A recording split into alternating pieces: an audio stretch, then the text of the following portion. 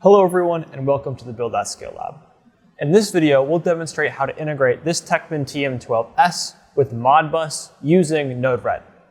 This video will have two sections. In the first section, we'll review the theory. We'll cover where do we find all the manuals that we'll need to do this integration. We'll also go over what Modbus is and how it works, and then how it pertains to our particular Techman Robot. Next, we'll go over how to implement everything in Node-RED. So we'll set our project and start our project using Modbus. We'll then learn how to monitor our project status to know when our project is done, and we'll also stop our program via Modbus. When it comes to integrating a piece of equipment, the first place you should always start is the manual. To get the manual for your Techman Robot, head over to tm-robot.com to the official webpage and log in. You'll have to create an account. It's free. Once you're logged in, you can go to Training and Support and then Download Center. From here, we can click on Manual, and we have a whole bunch of different folders to choose from. 99% of what you're going to need to know is in the TM Flow manual in this folder here. Select the folder for the version that you're using. Right now, I'm using 2.16. And then find the manual in your language. Another important manual is the safety manuals.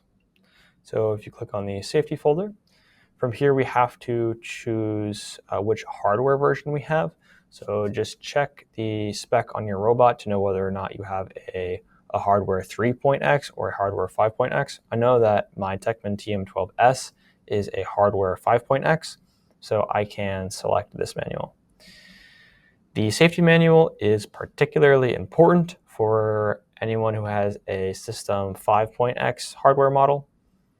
That is because there are different steps to allow the robot to take Modbus commands with the new hardware 5, and that information is not in any of the other manuals.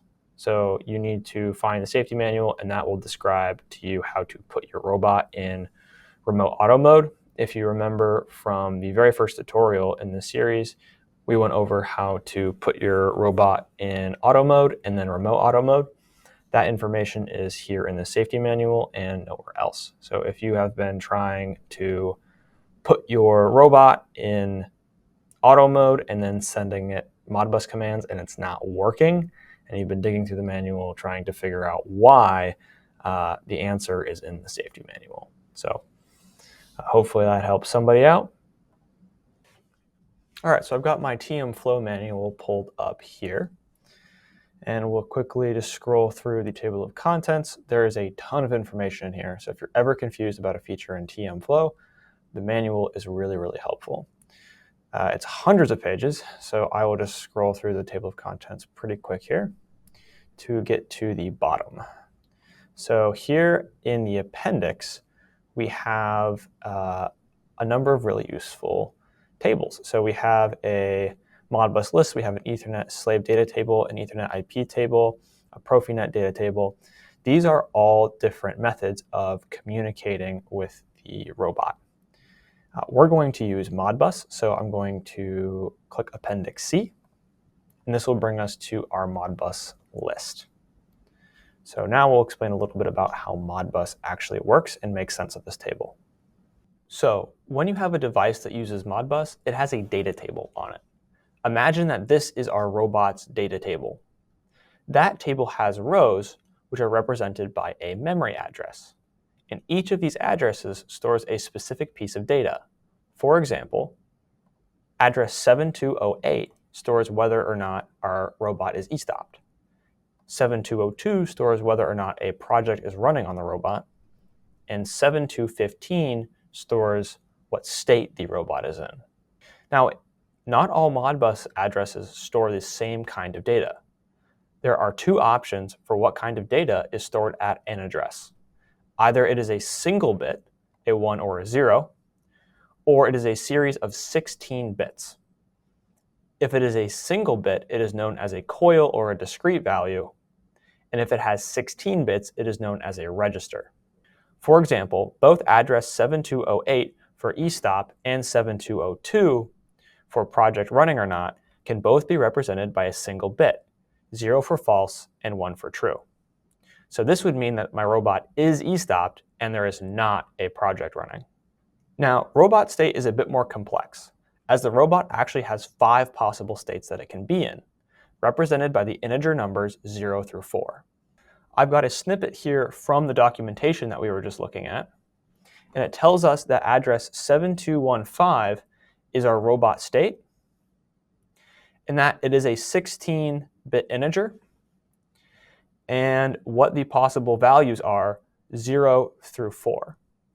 So this is the binary number for 0, which we could read as the robot being in normal state. This would be the binary number for 1, which would map to the SOS state. This would be 2, which is the error state. This would be 3, which is recovery mode. And this would be 4, which is the STO state. Now, some of the time, 16 bits is not enough memory for the information that we're trying to store. So we can string together a series of registers to make a larger data chunk. One example here is the joint position registers. So this is an excerpt from a documentation where we have the value of joint 1 in degrees. Joint 1 is this base joint on the robot right here that the robot pivots around off of the pedestal that it is attached to. Now, we need a lot of precision on this kind of data because a tiny amount of change in the rotation of this joint can translate to an enormous offset at the end of the robot arm. So precision is super important, and a single 16-bit integer is simply not going to cut it. So if you look here, we can see that the address 7013 and 7014 are combined to make a floating point number. So it ends up looking like this, where we have 32 bits to store our floating point number. Now, the way floating point numbers are stored in binary is a bit more complicated than a 16-bit integer, so I have a screenshot of the online converter here. I put in 79.255 with a bunch of decimals, and the output is this section of binary here, where the first half of this chunk would be stored in address 7013, and then the second half is going to be in address 7014. An extreme example of combining registers to hold a lot of data is the registers that hold the current project name. It strings together registers from 7701 all the way up to 7799. So notice how the project names are actually strings. So in the demo at the start of the video, we ran project P1. It's not a number, it's a string. And you can even have longer project names than this. Your project name could be my super cool project 123. So how does this get stored in memory? The way this works is that each register will hold 2 characters each. So if your project name is proj1, it'll go through a conversion process where the first 2 characters are stored at address 7701, the next 2 at 7702, and so on and so forth. So this is the binary representation of capital P. This is the binary representation of lowercase r. This is the binary representation of O, J, and this is the binary representation of the string 1. So remember, not binary 1, string value of 1. Now, this is the end of our project name. So there's an uneven number of characters in this project. And so the way that this works is at the end of your project name, you put in this address value, a bunch of zeros, and that is how you denote the end of the project. So if you were trying to read this value, you would read PROJ1, and then you would see these zeros, and you would know that the project name is ended, and your total project name is PROJ1. Now, if you're curious about how this conversion process actually works to go from for example, PR to this set of binary numbers. This is that process. So you start with your original 2-character set. You then convert that into ASCII codes. From there, you combine the ASCII codes into a hex number, which then gets transformed from hex into integer. Now, if this is a little bit confusing, don't worry about it. I've got a function node in node red that will handle the conversion from a string to the integer that can then get loaded into the register. And then I also have a function node that can go the other way around, where it will read the register values and then get the string value back out of it. Okay, so let's take another look at our documentation. Hopefully most of these columns are making a little bit more sense, but we still have a couple that we need to cover. The next one that we'll cover is this r/w column. It stands for read/write, and it's pretty self-explanatory. It basically just describes whether or not that piece of data is read-only or read-write. For example, these are all read registers, while the light at 7206, this is the light at the end of the robot arm, this can be both read and written too. Now, in order to interact with the Modbus table that is on the controller, we need to send it Modbus commands. That's what we'll do from node-red. And as part of the command, we need to tell the controller what we're trying to do. Either we're trying to read from a coil or discrete input, write a coil or discrete input, read a register, write a register, or read or write multiple of those at the same time. Each of those kinds of operations has a code known as the function code. Now, if you're like me, you're probably wondering, why the heck are there so many codes, and what's the difference between half of these? The good news is you don't really need to know what the difference is, because your documentation is going to tell you exactly which function code to use. For example, if I want to know if my robot is e-stopped or not, I know I can go to address 7208, use function code 2, and that will read the value out of that address. And it will either return a 0, meaning there's no e-stop, or a 1, meaning the e-stop is triggered. Now let's say I want to send a write command to turn on the light at the end of the robot arm. I can do that with a function code 5, and I'll send it with a payload of 1, meaning I will write a 1 to this register and it will turn on the light. So again, which function code you're using is determined by whether or not you are trying to access a coil or discrete value versus a register, whether or not you are reading or writing the register, and whether or not you want to read or write multiple values at the same time. But just check this function code column in the documentation, and it will tell you which function code you need to use for that particular register. Okay, that should cover the theory part of things. Let's get into the implementation. First, I need to change some settings inside of TMFlow to make sure that the robot can actually take Modbus commands. The first setting that we need to change is under Configuration, and then go to Connection. From here, you need to make sure that your Modbus slave TCP is enabled. The second setting we have to change is under System and Remote Control Settings, and both of these checkboxes need to be selected. Now would probably be a good time to mention that if you're going to be doing this, pay attention and read the manual. If you don't know what you're doing, things can get quite risky. You will be starting projects on the robot, and you might end up accidentally crashing the robot into an item, or worst case, a person. So if you see anything in this video that results in you harming your equipment or a person in any way, we are not responsible. It is up to you to do your own security and risk assessment to make sure that these techniques are appropriate in your specific scenario. All right, with that out of the way, that's all that we need to change in TMFlow. Let's start programming in Node-RED. Now let's build out that flow to start a project on the robot. For handling Modbus commands, we are using the Node-RED contrib Modbus palette, which gives us these nodes over here on the left. Node-RED contrib Modbus is a really popular Node-RED palette that has all of these nodes, and it's very well maintained. So starting a new project using Modbus is pretty straightforward. Let's start off with an inject node just to start our flow, and then go down to our Modbus palette, and we're going to do a write operation. So I'll grab this Modbus write node, and I'll open this up.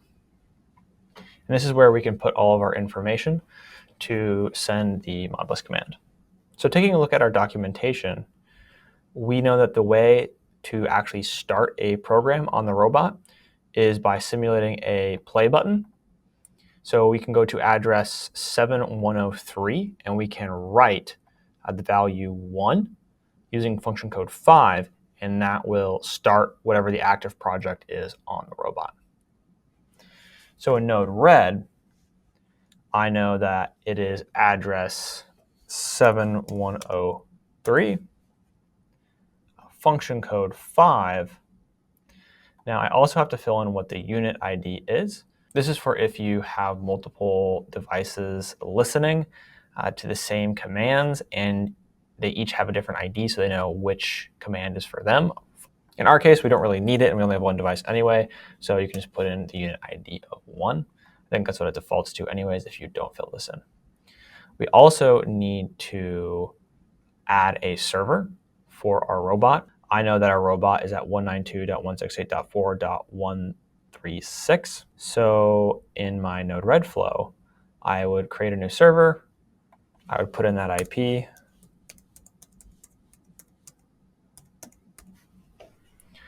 Modbus works on port 502 by default, and so we'll leave that there.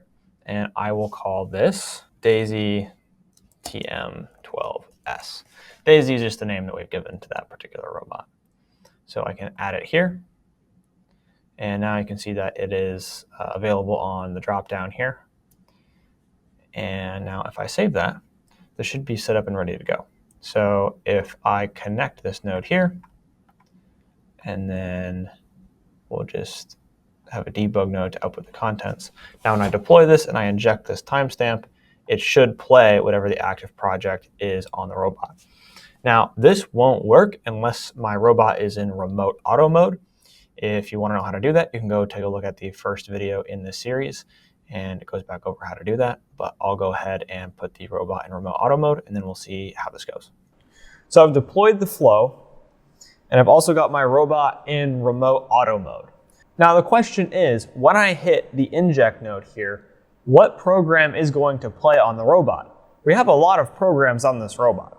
If I want to know what program is going to run when I hit play, I could open up TM Flow and then go to Run Setting. And we can see all of the programs that we have on this robot. Now in this tutorial, we're just going to use programs P1 and P2. P1 is a really simple program where we just rotate around 3 points and end the program. And then P2 is an infinite loop where it goes from one point to another point up to the same point, and it just continues infinitely. I want to run P1, so I'm going to select P1 and hit yes. So now P1 is the active project, and when I go to hit that inject node in node red, it should be running P1.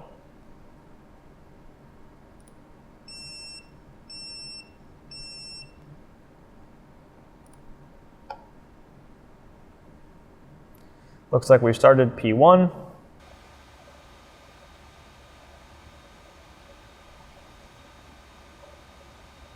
All right, so that worked pretty well.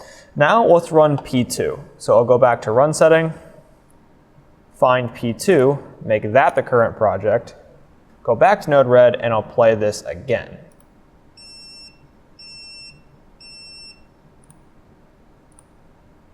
Now we're running P2. Now because this program just runs in a loop and there is no stop node, this program is just going to run forever. So let's see if we can tell the robot to stop using Modbus. So let's send a message to tell the robot to stop P2. So I'll start with an inject node and then get another Modbus write node, drag that in, open it up, unit ID 1, and then if we take another look at our documentation, we know that to stop the robot, it's function code 5 on address 7105. So we'll put in 7105, function code 5, and we'll make sure that we select Daisy. All right, let's connect that. End with the debug node, deploy this, and let's see if this will stop the robot. Yep, looks like it stopped it. Now if I want to play it again, I'll inject this first one. Now we're running it. If I want it to stop, now we stop the project. Great. All right, so now the problem is we want to be able to select which program we're running through Modbus. We don't want to have to manually go into TM Flow, go to the run setting, and then manually switch which program we're running on the robot. We want to be able to do that via Modbus.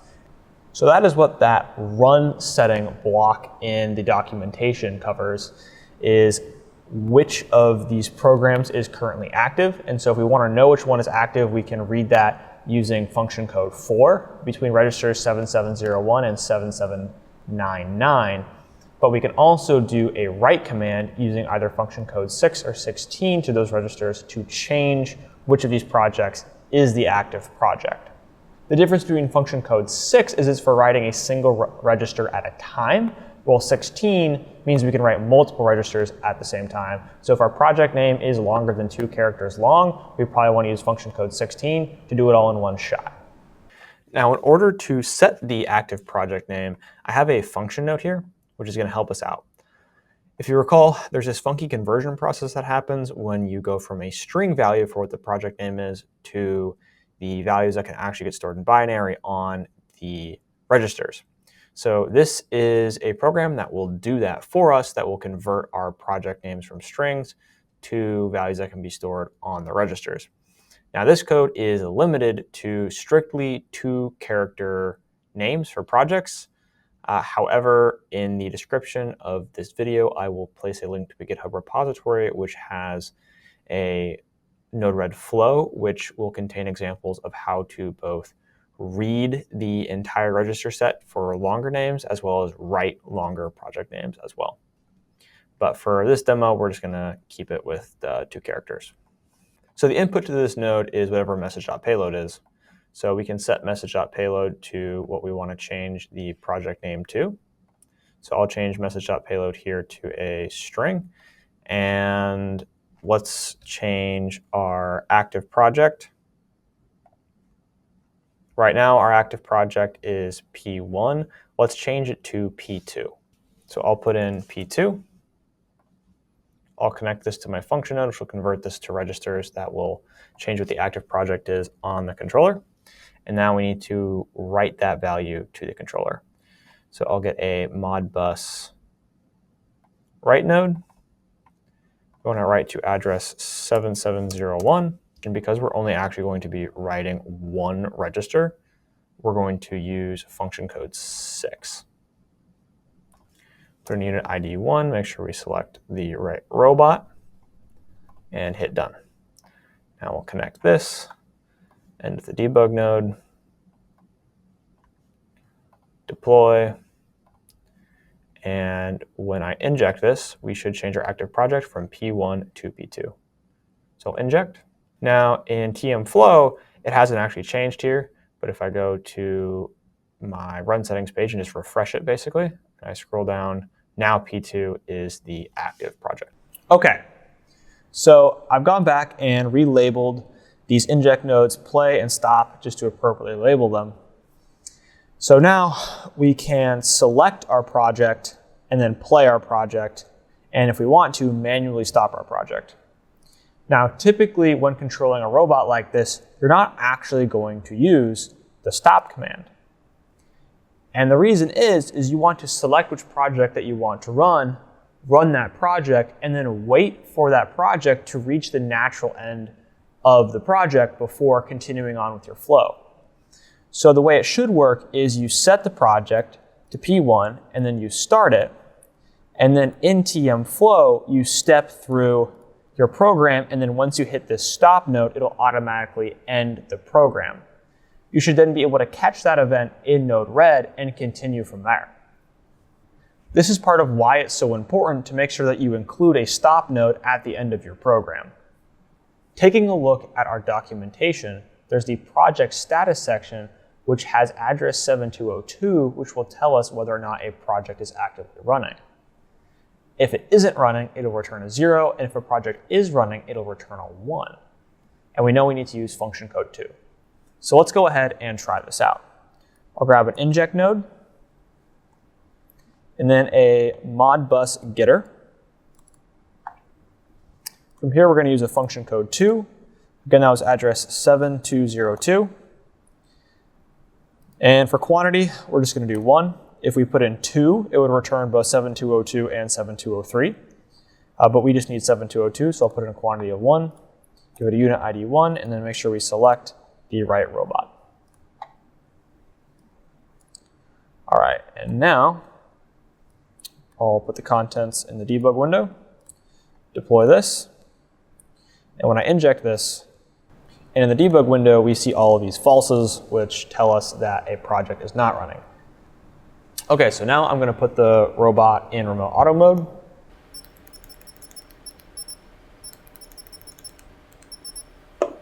So now that I've set the robot in remote auto mode, I'm going to set the project to P1, start it, and then I will keep clicking this new flow down here, which will query the status of the project, and we'll see how it changes over time.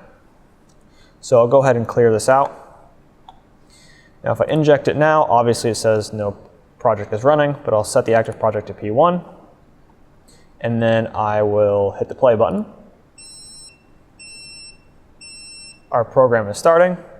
Now if I hit it, we can see that first bit is now true, and so that's how we know a program is running. Now if I keep clicking this, it's going to keep saying true up until the program ends.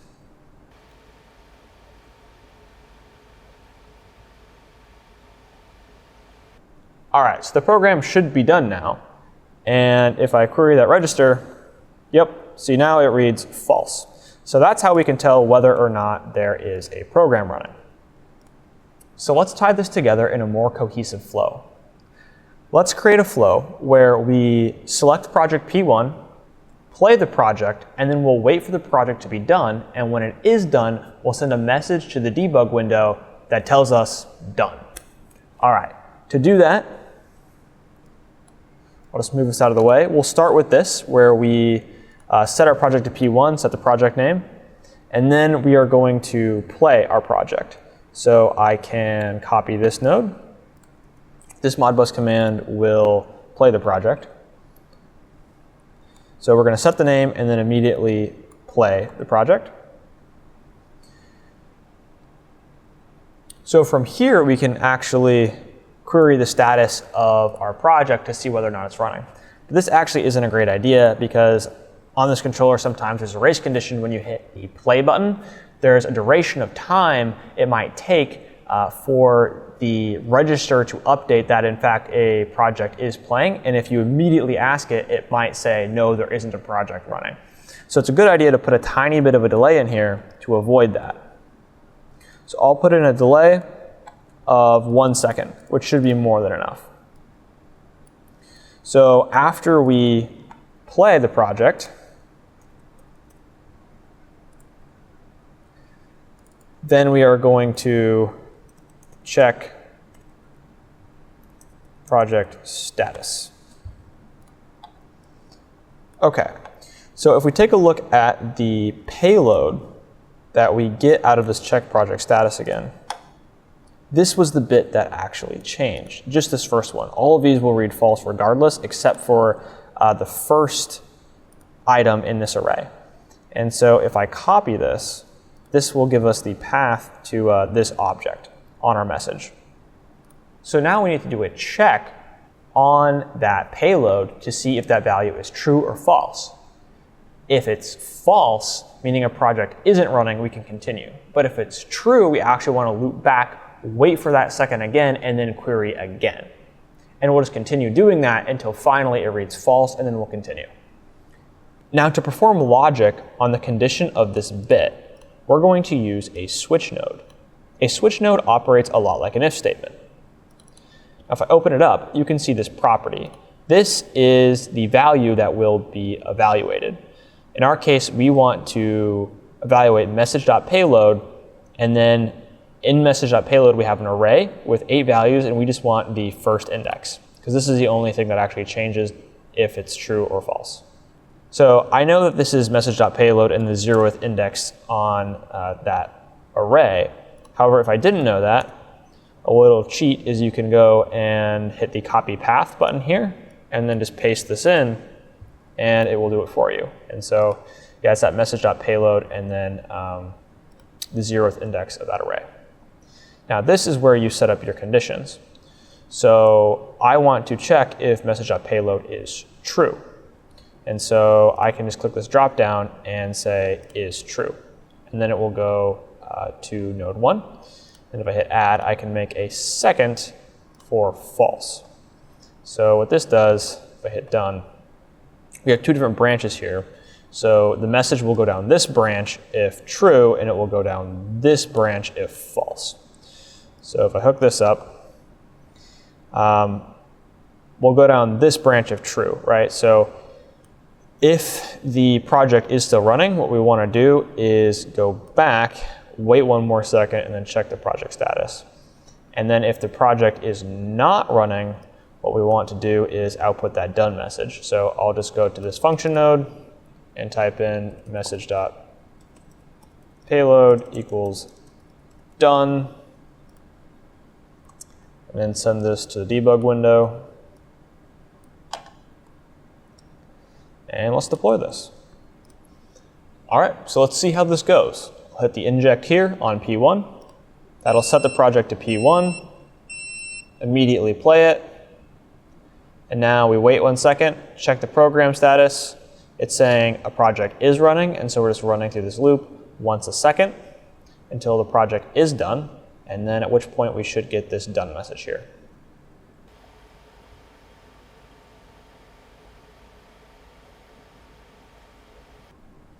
And there it is. There is the done message. So after this, you might have some critical application logic. For example, if we were programming this robot to pick up that cup and load it onto a cart for an AMR to come pick up, that is where you would put your statement to tell the AMR to come pick up the cup. Before we wrap up here, there are 3 more registers that we'll cover that are nice to be aware of when writing logic like this. The first is the registers that will tell you what mode that your robot is in. The reason this is helpful is because it can catch silly mistakes. If the robot isn't in remote auto mode, you won't be able to send Modbus write commands and start a project. To demonstrate why this is problematic, I'll take my robot out of remote auto mode.